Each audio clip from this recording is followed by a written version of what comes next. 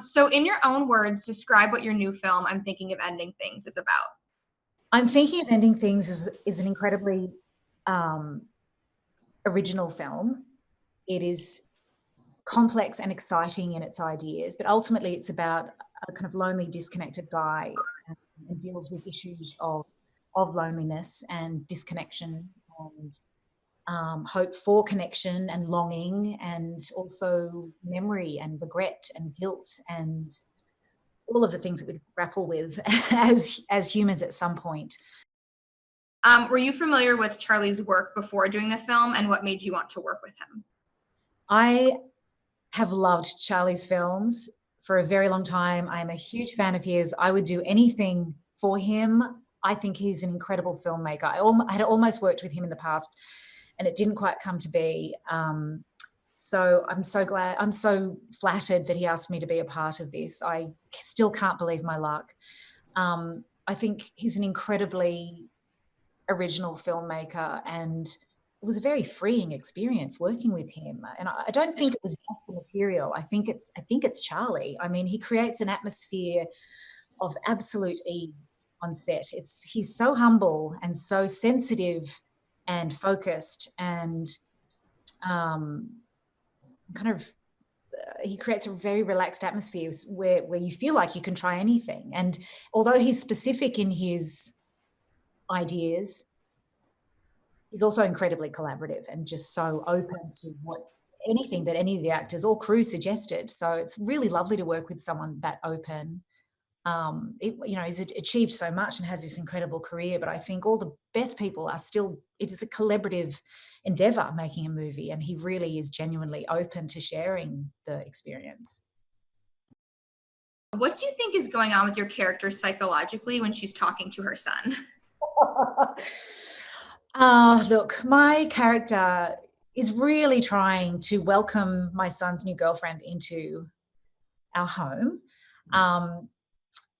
I love working with anything that's contradictory. I think it just makes it much more interesting and fun as an actor. And so you can tell how much she adores her son to the point of smothering him. And you can tell that she's trying to,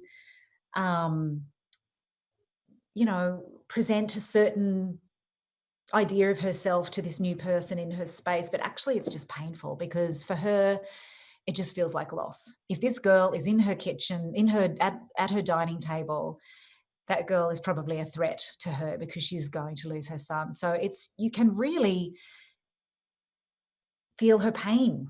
She's smiling, but she's crying through the smile, and the body is all contorted. And she keeps reaching out to her son, who's always pulling away. And it's very, very uncomfortable, but funny. How was the process of de-aging through prosthetics in the film? I hadn't done much work with prosthetics. It's really quite fascinating. And it definitely helped in terms of where the story is and where my character is and where all the characters are. In a way, we're all kind of the same mind. And as things change, there's kind of the fantasy of looking ahead and there are memories looking back and the ground keeps moving. And it was really important to me to have some kind of something to cling to that created a through line so that you could feel that I was the same woman throughout the entire story. Having said that, people are constantly changing. And this story definitely keeps changing. So there was a real freedom in that. We could literally not screw it up because you could make any decision and it would still fly. Everything was accepted. So that was an amazing kind of context to work within.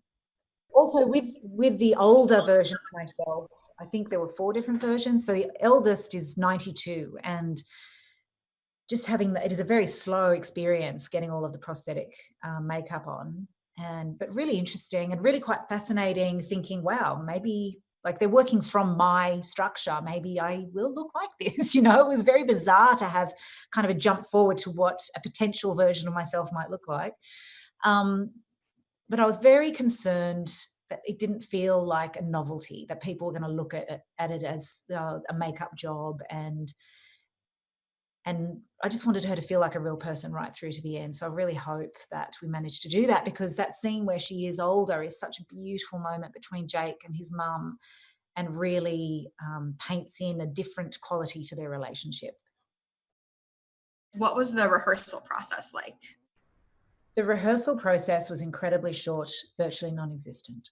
I arrived upstate New York on a Saturday night, I think, and on Sunday we got together and rehearsed the scene around the dinner table, because and moving into the living room, that whole kind of sequence. And I'm glad we had a little bit of time, because it is an incredibly dense scene and there are so many different choices that could be made. So just to kind of all get on the same page, and in talking about them all kind of being of the same mind, and there's a kind of stream, although they've all got separate lines, there is a kind of stream of conscious quality to the conversation. So playing with the rhythm of that was it was great to be able to kind of get like a structure that we could follow within the length of the scene. It made shooting it.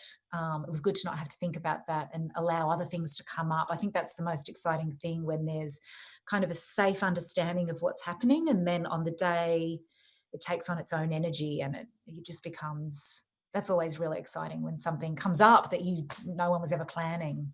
So that happened quite a bit on this, because it was encouraged.